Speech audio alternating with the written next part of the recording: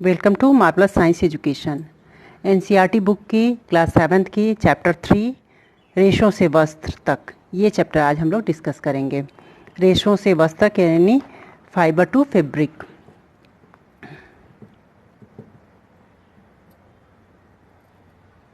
Fibre to fabric, fibre से, fibre यानी रेशे, रेशों से वस्त्र कैसे बनाए जाते हैं, ये चैप्टर हम लोग डिस्कस करेंगे। जैसा कि आप जानते हैं कि वस्त्र को बनाने के लिए रेशों की आवश्यकता पड़ती है। रेशे हमें दो प्रकार से प्राप्त होते हैं, एक तो जंतुओं से प्राप्त होते हैं और एक आर्टिफिशियल मेथड से प्राप्त होते हैं। ऊन यानी वूल प्रदान करने वाले जंतु कौन कौन से होते हैं? भेड़ों से ऊन तो प्राप्त ही किया जाता है। भेड़ें जो होती हैं एकमात्र स्रोत हैं ऊन प्रदान करने की। फिर भी कुछ तिब्बत और लद्दाख में यॉक की ऊन से जो होते हैं कपड़े बनाए जाते हैं या उनसे रेशे प्राप्त किए जाते हैं। दक्षिण अमेरिका में लामा और एल्पेका, ये दो ऐसे जंतु हैं जिनसे कि ऊन प्राप्त किया जाता है। बकरी के बालों से भी ऊन प्राप्त किया जाता है। अंगोरा ऊन को अंगोला नस्ल की बकरियों से प्राप्त किया जाता है जो जम्मू एवं कश्मीर के पहाड़ी क्षेत्रों में पाई जाती हैं। कश्मीरी बकरी की त्वचा से निकट मुलायम बाल फर होते हैं। इन्हें बेहतरीन शालें बनाई जाती हैं जिन्हें पश्मीना शालें भी कहते हैं। आप जानते हैं कश्मीर की जो शॉल होती है पश्मीना शॉल बहुत ही मशहूर है। इसको कश्मीर जो बकरी पाई जाती है, अंगोरा नस्ल की बकरियां होती हैं, उनसे प्राप्त किया जाता है। उनके जो रेशे होते हैं, उनकी त्वचा के जो बाल होते हैं जिसको कि फर बोलते हैं, बहुत ही मुलायम बाल होते हैं, उन्हें फर बोलते हैं। उन फरों से शालें जो बनाई जाती हैं उसको पश्मीना शॉल बोलते हैं। और ये शालें बहुत ही मुलायम होती हैं और ये बहुत ही गर्मी प्रदान करती हैं। रेशों से ऊन तक, ऊन प्राप्त करने के लिए भेड़ों को पाला जाता है। उनके बालों को काटकर फिर उन्हें संसाधित करके ऊन बनाई जाती है। तो जो ये जंतु हैं जैसे बकरी हो गई या फिर यॉक हो गए या फिर भेड़ें हो गई, उनके शरीर से जो बाल को काटा जाता है, लिया जाता है, उसको उसकी धुलाई करके और उससे कैसे उसकी रीलिंग होती है, कैसे उससे ऊन बनाया जाता है, ये सारी प्रोसेस 6 चरणों में पूरी होती है। रेशों को ऊन में संसाधित करना, इसके बारे में हम लोग पढ़ेंगे।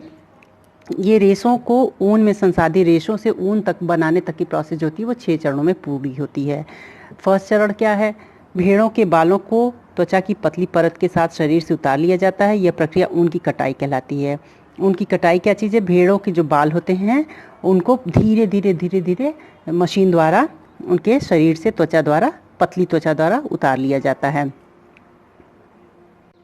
अब यहाँ पे एक क्वेश्चन है। बूझों को आश्चर्य होता है कि जब कोई उनके बालों को खींचता है तो दर्द होता है, परंतु जब वह बाल कटवाता है तब दर्द नहीं होता। ऐसा क्यों होता है?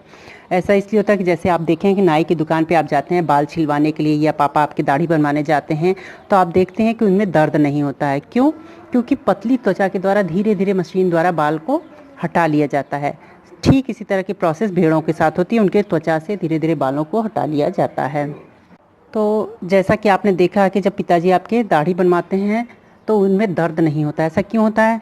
क्योंकि शरीर की जो सबसे ऊपर की कोशिकाएं होती हैं अधिकांशतः मृत कोशिकाएं होती हैं। त्वचा की जो सबसे ऊपरी परत होती है अधिकांशतः मृत कोशिकाओं की बनी होती है। इसलिए जब उन कोशिकाओं द्वारा बालों को उतारा जाता है तो उसमें बिल्कुल भी दर्द महसूस नहीं होता है। भेड़ों के बालों को पतली त्वचा द्वारा के साथ शरीर से उतारना,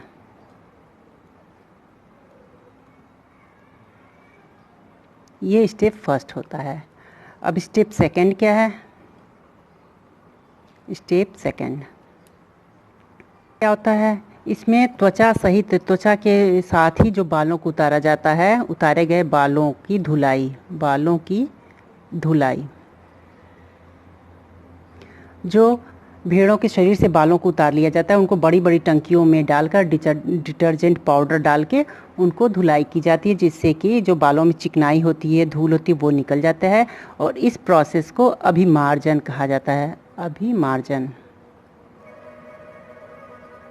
तो एक क्वेश्चन पूछा जाता है कि व्हाट इज़ अभिमार्जन? अभिमार्जन क्या है? तो इसके लिए आप बताएंगे कि जो भेड़ों के शरीर से या जानवरों के शरीर से जो बाल निकाले जाते हैं, त्वचा सहित वो बाल निकाले जाते हैं, उन बालों को बड़ी बड़ी टंकियों में डालकर खूब अच्छे से उनकी धुलाई की जाती है। डिटर्जेंट पाउडर डालकर उसको धुलाई की जाती है, जिससे उसमें से उनकी चिकनाई और धूल निकल जाए। तो इस प्रक्रिया को अभिमार्जन कहा जाता है। अब स्टेप 3 में छटाई होती है। स्टेप 3 में छटाई होती है। छटाई होती है। इसमें होता क्या है कि जब बाल धुल जाते हैं तो उन बालों को, जो मुलायम बाल होते हैं उनको छाट के अलग कर लिया जाता है, और थोड़े जो कड़े बाल होते हैं उनको अलग कर लिया जाता है। Step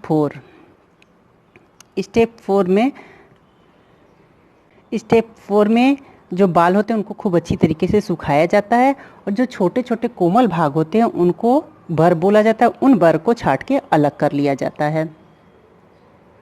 step